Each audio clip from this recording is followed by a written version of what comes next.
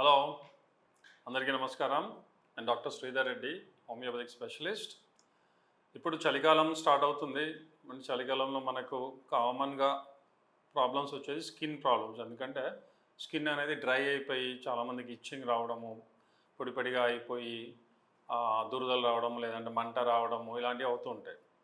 So పర్టికులర్గా dry skin ఉన్న వాళ్ళకి చాలా ప్రాబ్లం అవుతుంది. అండ్ అందులోకి సోరియాసిస్ అనేది క్రానిక్ స్కిన్ డిసీజ్ అంటాం దీన్ని. సో సోరియాసిస్ ఉన్న వాళ్ళకి ఈ సీజన్ నుంచి వాళ్ళకి అంటే ఫిబ్రవరి దాకా పర్టికులర్ ఈ చలికాలం చాలా సివియర్గా ఉంటుంది. సమ్మర్ వచ్చేటప్పటికి కొద్దిగా తగ్గుతుంది. ఎందుకంటే ఆ చలి తగ్గడం వల్ల డ్రైనెస్ తగ్గుతుంది కాబట్టి అప్పుడు కొద్దిగా బెటర్ అవుతుంది. సో సోరియాసిస్ ఉన్న వాళ్ళు ఇప్పటి నుంచి ఇప్పుడు అక్టోబర్ స్టార్ట్ అవుతుంది. సో అక్టోబర్ నుంచి ఫిబ్రవరి దాకా చాలా సివియర్గా ఉంటుంది. సోరియాసిస్ ఉన్న వాళ్ళు చాలా జాగ్రత్తగా ఉండాలి. సో సోరియాసిస్ అంటే ఏంటి? సోరియాసిస్ అనేది స్కిన్ డిసీజే. బట్ యాక్చువల్గా సోరియాసిస్ అనేది ఆటో ఇమ్యూన్ డిజార్డర్ కిందకి వస్తుంది. ఆటో ఇమ్యూన్ డిజార్డర్ అంటే మన ఇమ్యూనిటీ, బాడీలోని ఇమ్యూనిటీ ఏదైతే మనల్ని ప్రొటెక్ట్ చేయాలో ఆ ఇమ్యూనిటీయే బాడీ మీద అంటే అటాక్ చేసి ఈ సోరియాసిస్ లాంటి ఆటో ఇమ్యూన్ డిజార్డర్స్ అనేది క్రియేట్ అవుతుంది. సో ఇక్కడ ఇమ్యూనిటీ బాగానే ఉంటుంది యాక్చువల్గా. కొంతమంది లేదంటే ఈవెన్ ఓవర్ ఫంక్షనింగ్ ఉంటుంది. ఇమ్యూనిటీ అనేది ఓవర్గా కూడా అయిపోయి ఈ సెల్స్ మీద, స్కిన్ సెల్స్ మీద ఓవర్ యాక్ట్ అయ్యి స్కిన్ సెల్స్ అనేది ఓవర్ ప్రొడక్షన్ అవుతుంది. సో మామూలుగా నార్మల్గా ఉన్న వాళ్ళలో ఎలా అయితే మనకు మామూలుగా స్కిన్ అనేది ఊడిపోతూ ఉంటుంది, మళ్ళీ ఫామ్ అవుతుంటుంది, నార్మల్ మనకు తెలియదు అసలు. సో అది నార్మల్ ఫంక్షనింగ్. కానీ సోరియాసిస్లో ఏమవుతుందంటే అది ఓవర్ ఫంక్షనింగ్ వల్ల మనకు స్కిన్ మీద థిక్నెస్ రావడము, ఫంక్షనింగ్ ఎక్కువ ఆ సెల్స్ ఫామ్ అయ్యి దురద అంటే మనకు దెబ్బ తగిలితే స్కార్ టిష్యూ ఎలా అయితే ఫామ్ అవుతుందో ఆ విధంగా వచ్చి ఎరప్షన్స్ లాగా వచ్చి దురద పెట్టడం, పర్టికులర్గా సిల్వర్ కలర్లో ఫామ్ అయ్యి పొట్టు రాలడం జరుగుతుంది ఈ సోరియాసిస్లో. సో సోరియాసిస్ అనేది స్కిన్ ప్రాబ్లమే, కానీ యాక్చువల్గా స్కిన్ ప్రాబ్లం కాదు. సో మిగతా స్కిన్ డిసీజెస్ ఉంటాయి. ఇప్పుడు ఎగ్జిమా కానీ ఫంగల్ ఇన్ఫెక్షన్స్ ఇట్లాంటి కొన్ని స్కిన్ ప్రాబ్లమ్స్ ఏవైతే ఉంటాయో ఆ విధంగా కంటామినేటెడ్ డిసీజ్ కాదు ఇది. అంటే ఒకరి నుంచి ఒకరికి వచ్చేది కాదు. సోరియాసిస్ ఉన్న వాళ్ళకి సపోజ్ చేతులకి వాళ్ళకి సోరియాసిస్ డిసీజ్ ఉంది, ఎరప్షన్స్ ఉన్నాయి, పొట్టు రాలుతుంది, వాళ్ళకి మనం షేక్ హ్యాండ్ ఇవ్వడం, వాళ్ళ టవల్స్ వాడడం, వాళ్ళ సోప్ వాడడం జనరల్గా చేసినా కూడా మనకు రాదు. ఎందుకంటే ఇది కంటామినేటెడ్ డిసీజ్ కాదు, ఒకరి నుంచి ఒకరికి రాదు. సో ఇది వచ్చేది ఎలా అంటే హెరిడిటరీగా రావచ్చు. పేరెంట్స్లో ఉంటే పిల్లల్లో, పుట్టిన పిల్లల్లో వచ్చే ఛాన్సెస్ ఉంటాయి. రావాలని రూల్ లేదు, బట్ ఎక్కువ వచ్చే ఛాన్సెస్ ఉంటాయి. అంతేగాని కాంటాక్ట్ వల్ల, టచ్ వల్ల రాదు. సో సోరియాసిస్ ఉన్న వాళ్ళని టచ్ చేస్తే ఎక్కడ మనకు ప్రాబ్లం అవుతుందో, మనకు కూడా వస్తుందేమో అని కొంతమంది భయపడుతుంటారు. సో అలాంటి డిసీజ్ కాదు ఇది. ఇది వచ్చేది ఏంటంటే బాడీ లోపల ఉన్న ఇమ్యూనిటీ అనేది దెబ్బతినడం వలన ఈ సోరియాసిస్ వస్తుంది. సో ఈ సోరియాసిస్ ఉన్న వాళ్ళు ఏంటంటే పర్టికులర్గా ఈ సీజన్లో అంటే వింటర్లో ఏమవుతుందంటే జనరల్గా కూడా అది ఓవర్గా ఈ సెల్స్ అనేది ఓవర్ ఫంక్షనింగ్ అవుతుంది, బాడీ యాక్టివేట్ అవుతుంది. తర్వాత డ్రైనెస్ వల్ల ఈ దురదలు ఇవన్నీ ఎక్కువ అవుతాయి. సో కొంతమందిలో సమ్మర్లో కూడా ఉంటుంది, కొంతమందిలో వింటర్ కంటే సమ్మర్ చాలా రేర్గా. సో కామన్గా ఏంటంటే చలికాలము, రెండోది మెంటల్ స్ట్రెస్ వల్ల. సోరియాసిస్ ఆటోఇమ్యూన్ డిజార్డర్స్ జనరల్గా వచ్చేది ఏంటంటే ఏదైనా ఎమోషనల్ అప్సెట్, పర్టికులర్గా గిల్టీ కాన్షియస్ అంటాం. అంటే ఏదైనా మనం ఒక పని చేసిన దానివల్ల ఏదైనా ప్రాబ్లం క్రియేట్ అయ్యి మనం తర్వాత జనరల్గా ఉంటారు, ఇలా ఎందుకు చేశాను, చేయకుండా ఉంటే బాగుండేది, ఇలా నేను చేయడం వల్ల ఇంతమందికి ఇలా ప్రాబ్లం ఉంది, లేదంటే మా ఇంట్లో వాళ్ళు సఫర్ అవుతున్నారు, లేదంటే అలా చేయడం వల్ల ఇలా జరిగింది. సో ఎవరైతే ఈ విధంగా ఎక్కువ ఆలోచిస్తూ గిల్టీ ఫీలింగ్లో ఉంటారో అలాంటి వాళ్ళలోనే ఆటో ఇమ్యూన్ డిజార్డర్స్ వస్తాయి.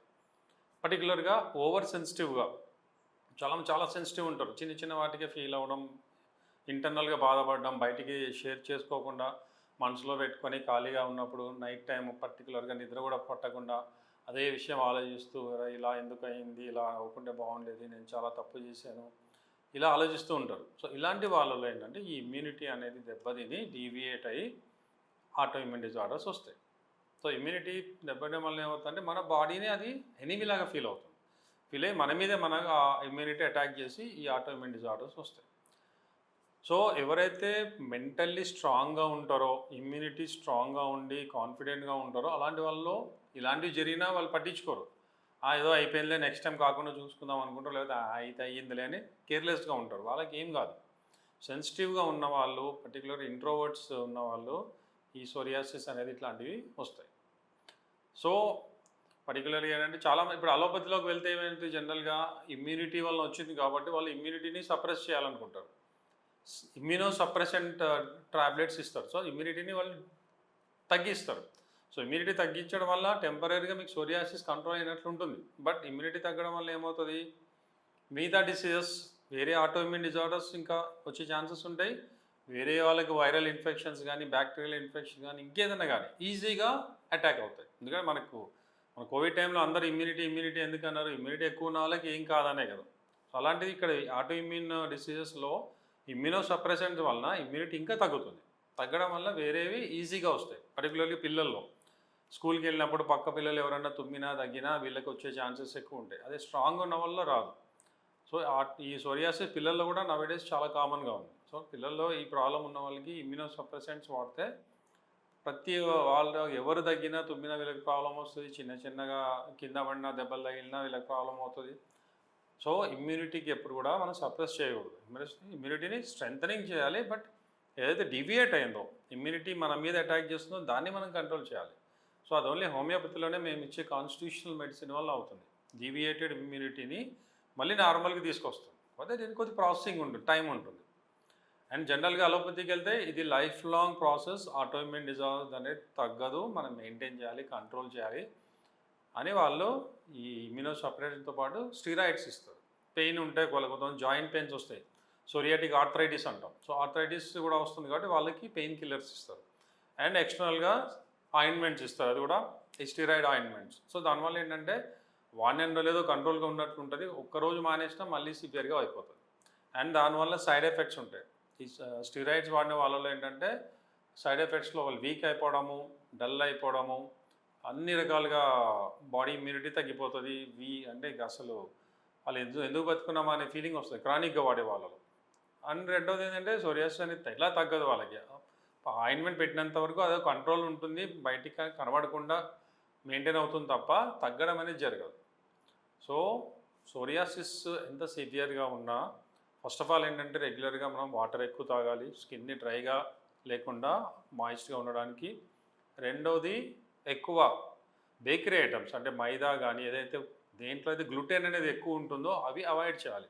దానివల్ల సోరియాసిస్ పెరిగే ఛాన్సెస్ ఉంటాయి. సో షుగర్, మైదా ఇట్లాంటివి బేకరీ ఐటమ్స్ కానీ ఇలాంటివి తగ్గియాలి.